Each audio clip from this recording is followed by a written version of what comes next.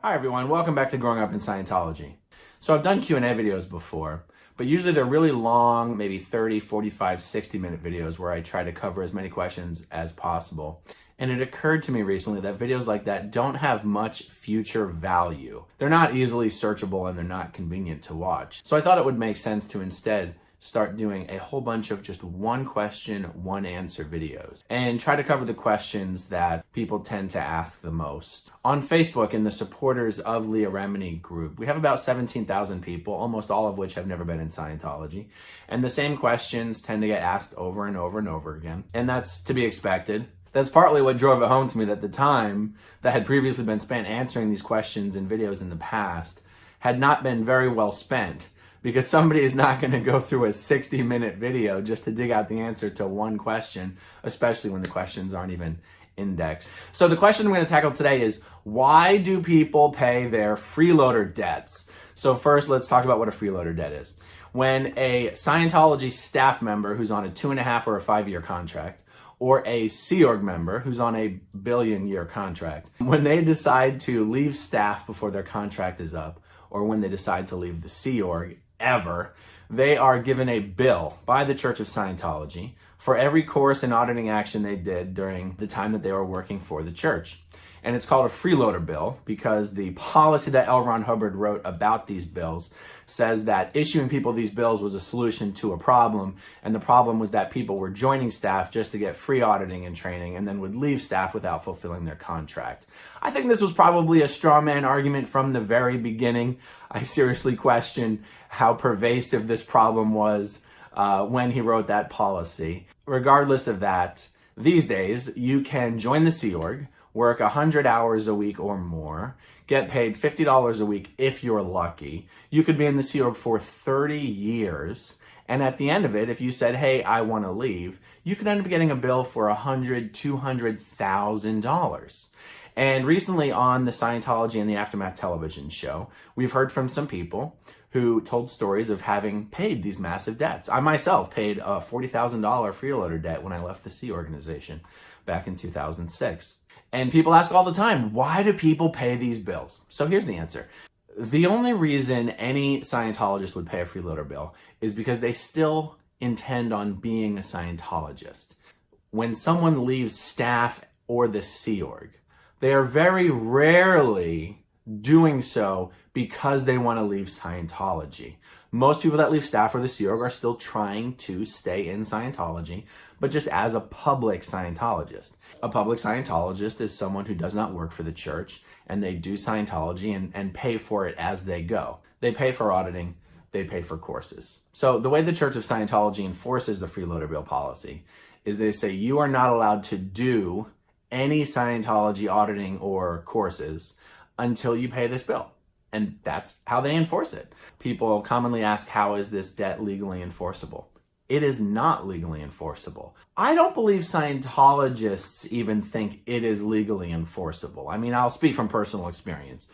When I was in the Sea Org, when I was on staff, when I was in Scientology, there was no part of me that believed these debts were legally enforceable. The force of them comes from how much one wants to continue doing Scientology. You are definitely treated like a second-class citizen if you are an ex-staff member or an ex-Sea Org member and you have not paid your freeloader bill. If someone does happen to completely leave Scientology and they have a freeloader bill they have not paid, Scientology does not pursue people through collections agencies or through the courts to try to get these bills paid. It is an entirely internal process.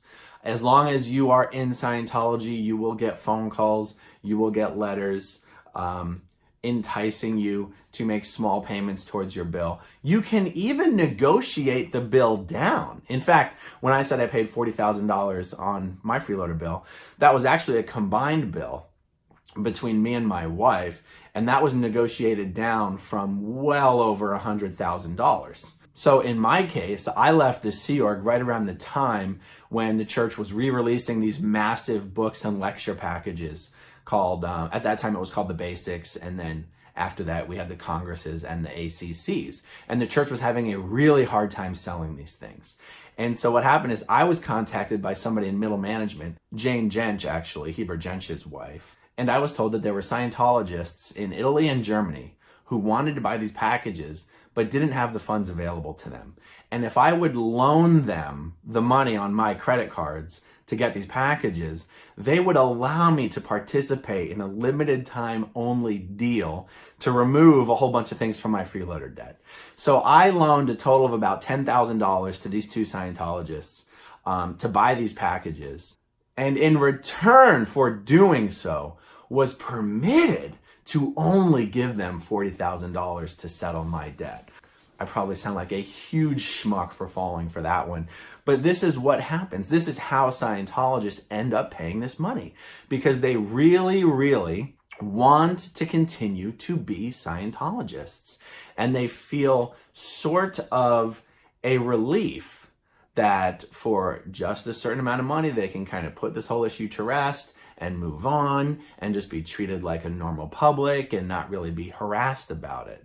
So recently, the church has been changing its own policies on how they handle these freeloader debts because of things like Scientology and the aftermath that has really created general, broad public awareness about the abuses of Scientology.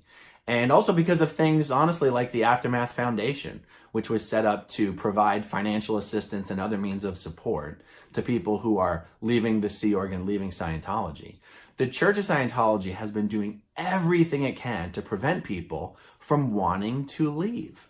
And one of the things that it has changed recently is handing out these massive freeloader bills.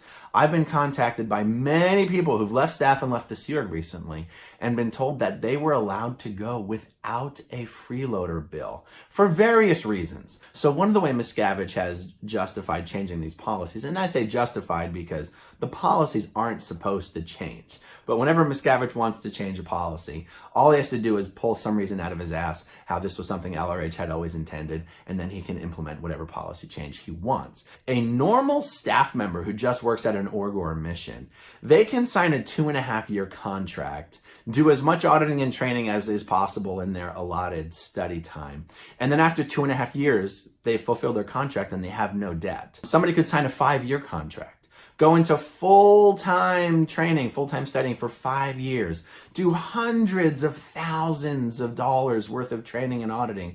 And then after just being on post for 5 years, they've satisfied their contract and they have no debt. It doesn't make sense to give Sea Org members these giant freeloader debts when a Class 5 staff member would be basically totally squared up after 5 years. Or in some cases, 2.5 years. So for some Sea Org members, they've just wiped everything off of the freeloader debt that's older than 5 years or older than 2.5 years. And then further, sometimes they have been going through and just scratching everything off the list that wasn't an actual Scientology grade chart action, like an actual auditor training course or an actual grade or OT level. And a grade is just like an official step up the bridge as opposed to just some random auditing you got to address something that came up.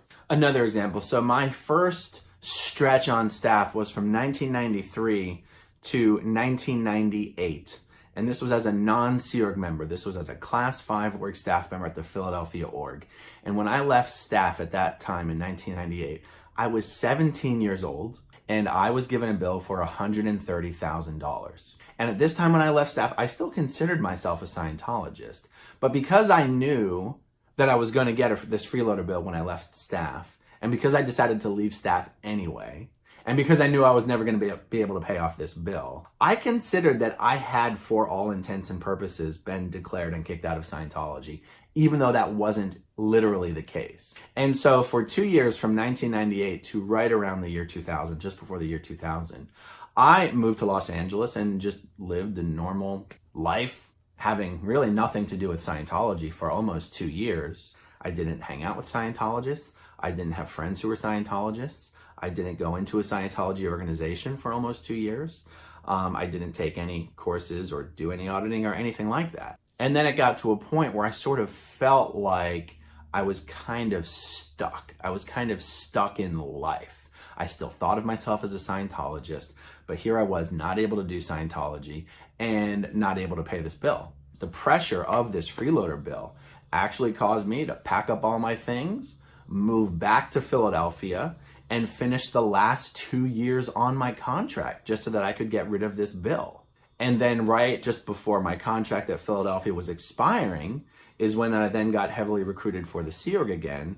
And I was planning on just leaving staff and moving back to Los Angeles. And, you know, my debt was fulfilled. My contract was completed. I was just going to live a normal life. And then I got heavily recruited to join the Sea Org again at that time. And I ended up joining the Sea Org and going back to Los Angeles, but as a Sea Org member.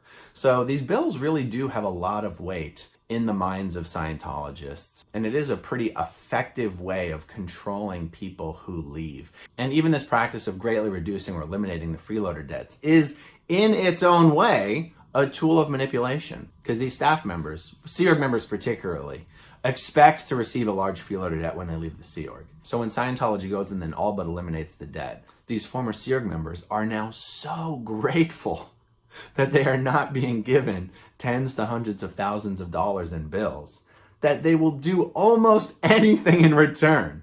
The position of the Sea Org isn't, oh, we're not giving you this bill because it was wrong the entire time. The position of the Sea Org is, we are going to be so generous and so kind, and we don't want this bill to be saddled around your neck and prevent you from moving up the bridge. So we're going to throw this bill away. And instead, what we want you to do is to donate to your bridge. See, here's the thing.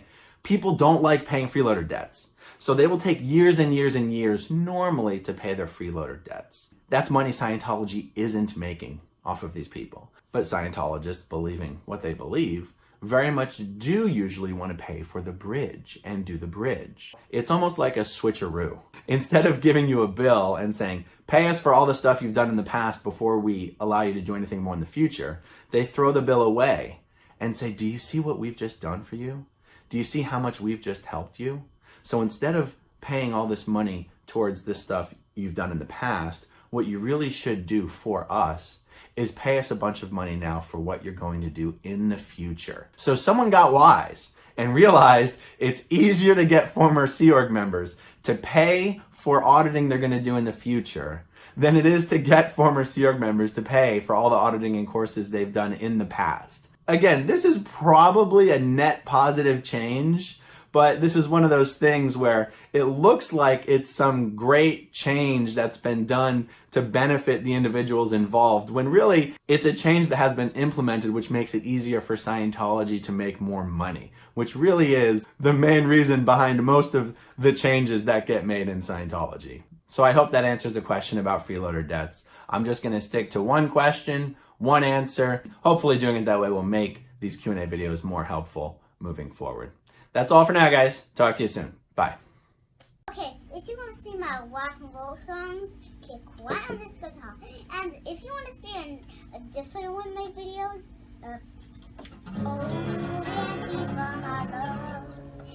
then you could click